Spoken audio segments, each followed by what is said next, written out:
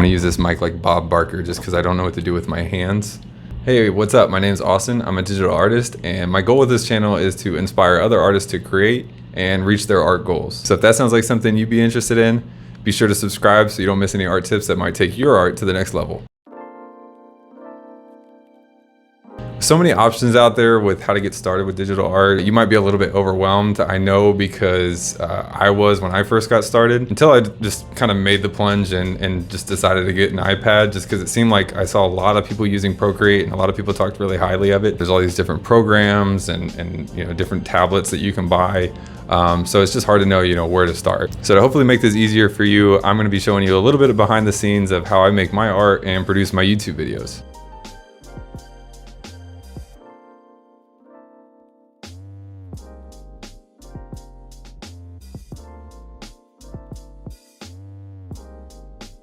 For all the art I produce these days, this is what my typical setup looks like. I have my iPad with my Apple Pencil, and I'm using the app Procreate. I really like the iPad because it feels really natural to go from something like traditional pencil and paper to this. I also got a screen protector called Paperlike that makes it feel like you're drawing on paper. I really recommend this if you're drawing on a screen like the iPad, because the glass screen can feel a little unnatural when you first start out. It was $39.99 and mine came with two, and no, they don't sponsor this channel, but if they wanted to, that'd be really cool. Just saying.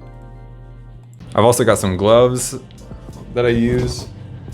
You can get these from Amazon. They're like packs of 4 for like $5 or something like that. But the most important thing is coffee. Lots of coffee. Speaking of which, when it comes to creating digital art, Procreate is the best software that I've found so far. It's really user-friendly and is great for people who just want to get in and start creating. For only $10, you get access to tons of awesome tools and brushes, and you can make some really awesome looking art once you get used to it. The downside is that you will need an iPad, and I highly recommend getting the Apple Pencil as well. Depending on if you still need to buy an iPad or not, this option may not be for everybody. I think the reason I like the iPad the most is because you can just kind of take it anywhere with you, which just allows you to always be practicing and always be improving. If you're looking for options on the cheaper side, like you don't want to buy an iPad, you can always do things like Krita or Paint Tool Sai, which is something that I used when I first started out. But still, I'd recommend something like a Wacom tablet if you can afford one. Just because, if you're planning on drawing with a mouse, good luck. I think there's people that do it, but to do it well, good luck to you.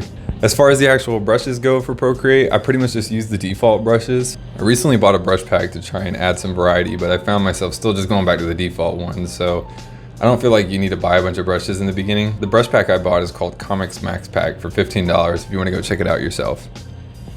For my YouTube videos, it took me a while to get the setup I actually had in my head worked out, but I recently mounted these 2 monitors, which gave me a lot more desk space. So now I can set my tripod up here, and I have another tripod attached to it, which gives me a nice overhead shot of my iPad, which is what you guys are seeing in my videos. It ain't pretty, but it works for now until I can think of something better. For video editing, I use Filmora. They have a free trial, but it puts a big ugly watermark on your video, so I definitely think the paid version is worth it. I'm a big fan of the Philips Hue lights, so I set up some of these around my desk so I could kind of have some control around the mood of the room. Sometimes I like to sync it up to the music that I'm listening to, or just to kind of get a vibe in the room while I'm drawing. Over here we have the bookshelf where I keep a lot of things that inspire me from different things over the years. I started getting back into Pokemon card collecting again. If you didn't know already, I'm a huge Dragon Ball Z fan. Also, I just started collecting art books from my favorite games, movies, and shows. They have a ton of great reference material in here, and they're just really cool to look through. I thought about doing a review of some of the art books that I have, so if that sounds like something y'all would want to see, let me know. Just a quick look at my wife's side. She's also a huge anime fan, but probably even more so than me. Some of her favorites are Penguin Drum and Sailor Moon.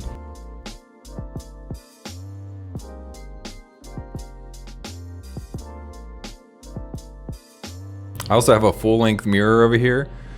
This thing is one of my favorite investments for my art because anytime I can't find a pose I need, I just kind of make up one of my own poses. If you ever checked out my Etsy store, you may have seen I had some stickers and prints for sale, and I was actually making my own for a while.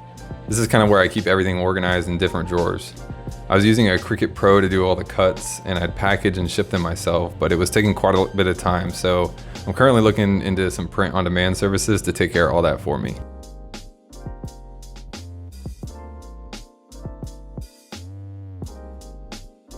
I don't have a regular streaming schedule yet, but when I do, I just have a webcam set up here. And sometimes I'll even set up my phone with a tripod next to me so I can go live on Instagram at the same time.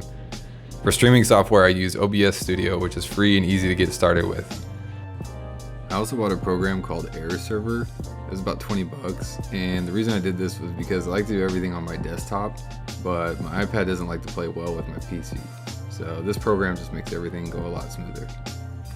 That's pretty much it for this video. I hope you guys like this kind of behind the scenes, look at how my setup is and stuff. Maybe it kind of gives you guys some ideas for your own setup. If you did like it, maybe give it a like and subscribe. That'd be really awesome. I'd appreciate it. Also, if you like it, I'm moving soon, and I'm planning on doing like a lot cooler stuff at the house, because it'll be like an actual house. I'm in an apartment now, so I don't like doing a lot of permanent stuff here. So if that sounds like something y'all want to see, definitely let me know. But yeah, until then, I'll see y'all next time. Peace.